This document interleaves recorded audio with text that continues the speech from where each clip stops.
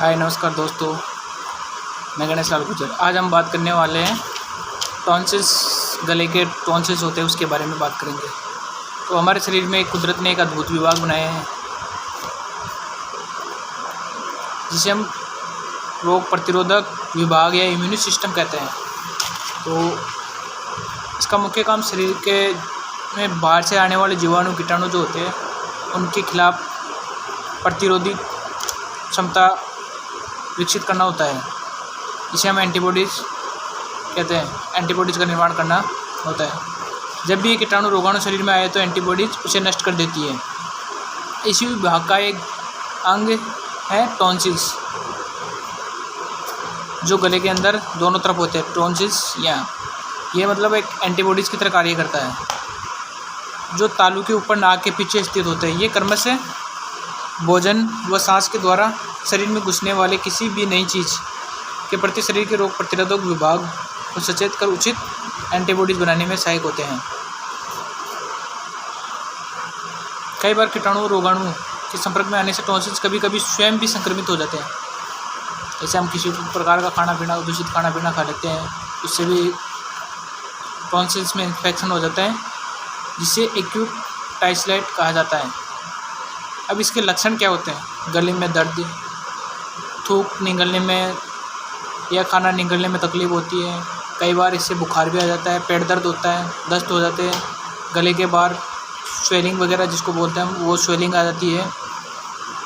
तो ऐसी कई लक्षण दिखते हैं। अब इसका इलाज किस प्रकार करेंगे हम? बिल्कुल शुरू में जब वायरस स्टेज हो तो नमक के हल्के गर्म पानी में जो नमक का होता है उसकी गरारे करनी चाहिए। बुखार होने पर क्रोसिन या डिस्प्रिन की गोली देनी चाहिए मरीज को। वो रेस्ट के लिए बोले मरीज को ज़्यादा से ज़्यादा रेस्ट करें।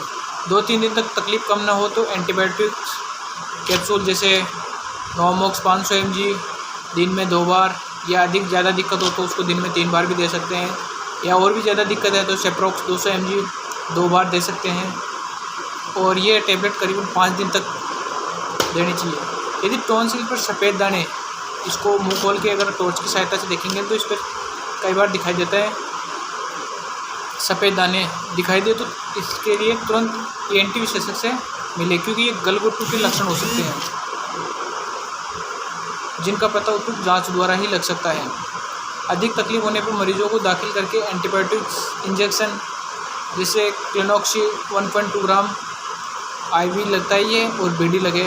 इसके साथ में अमीकासिन 500 इंजेक्शन होता है, वो भी IV देना पड़ सकता है।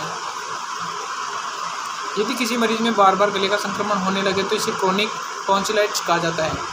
इस बीमारी में कीटाणु टॉन्सिल्स से पूरी तरह नष्ट नहीं होते, तो दवा देने से लक्षण तब दब जाते हैं, मगर मौसम बदलने, ठंडी खट्टी चीज़ें खाने से दोबारा इन्फेक्शन हो जाता है। कई पेशेंट आते हैं ऐसे कि बोले जब तक आपको दवाई का असर रहता है तब तक ये हमारे आराम मिलता है, उसके बाद में हमें फिर वापस वही समस्या हो जाती है।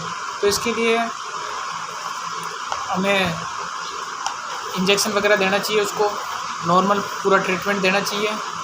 और अगर फिर भी अपनी ग्रामीण चिकित्सकों की जो है, अगर उनका बाहर है, पहुंच से बाहर है इलाज, तो उनको नज़दीकी चिकित्सा के ENT विशेषज्ञ से डॉक्टर को मिलवा सकते हैं मरीज को।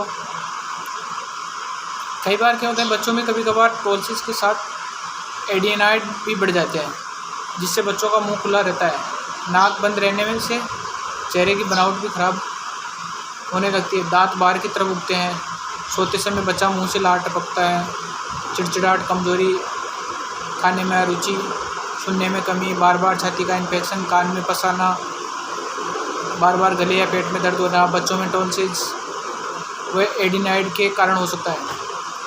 कई बार गाँव में क्या होता है कि लोग बाग जो ग्रामीण चिकित्सक होते हैं उनसे ही ट्रीटमेंट लेते हैं, लेकिन वो फिर बच्चे के जाके धीरे धीरे ज़्यादा दिक्कत हो जाती है। इसलिए अगर ऐसी कुछ ज़्यादा समस्या लगाए तो नज़दीकी ENT डॉक्टर की सलाह है से ही दवाई लेनी चाहिए, क्योंकि विशेषज्ञ कोई डॉक्टर होगा तो उसी प्रकार ट्रीटमेंट देगा। बाकी प्राथमिक उपचार के लिए ग्रामीण चिकित्सक भाई जो भी कार्य कर रहे हैं बहुत अच्छा कार्य कर रहे हैं।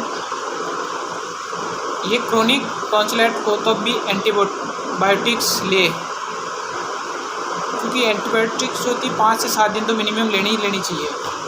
मरीज को ठंडी खट्टी तली हुई चीज़ें खाने के लिए मना कर दे। धूम्रपान मदिरा सेवन का परहेज करे। यदि इन सब के बाद भी बीमारी ठीक ना हो तो नाक कान गला विशेषज्ञ से मिलाकर सलाह लें। यदि वो ऑपरेशन की राय दे तो ऑपरेशन करवा लेना चाहिए। ज़रूरत पड़ने पर ऑपरेशन न करवाने पर रेयूमेटिक फीवर, दिल पर या गुर्दे पर असर, सुनने में कमी, चेहरे की बनावट में फर्क, नाक का छोटा रहना, बार बार छाती का इन्फेक्शन होना जीवन भर के लिए तंग कर सकते हैं। इसलिए जो विशेषज्ञ डॉक्टर जो सलाह देते हैं उनकी सलाह अनुसार ही कार्य करना चाहिए, क्योंकि ये कई बार ग्रामीण चिकित्सक भाई होते हैं थोड़ा सी पेशेंट बनाने के चक्कर में उनको हाई डोज मेडिसिन वगैरह देते रहते हैं, स्टेरॉइड वगैरह देते रहते हैं, तो उससे बच्चे के आगे जाके ज़िंदगी में और लॉन्ग टर्म तक वो समस्या बनी रहती है, क्योंकि जब तक वो आप मेडिसिन दोगे तब तक असर रहेगा, उसके बाद में फिर से।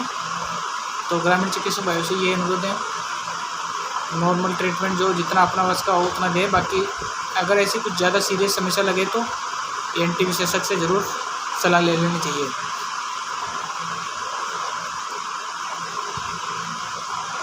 रोगी की आयु के बाद टॉन्सिल्स का शरीर की रोग प्रतिरोधक क्षमता में कोई योगदान नहीं होता है। ये सोचना गलत है कि टॉन्सिल निकलवाने से बच्चे का नुकसान होता है, बल्कि अधिक देर से करवाने पर बच्चे को ऑपरेशन का पूरा लाभ नहीं मिल पाता है। क्योंकि कई लोगों की क्या सोच होती है कि टॉन्सिल्स निकलवाने गलत है, ऑपरेशन नहीं करवाना चाहिए, वो नहीं करवाना चाहिए। बाकी जो डॉक्टर जो सलाह देता है उसके अनुसार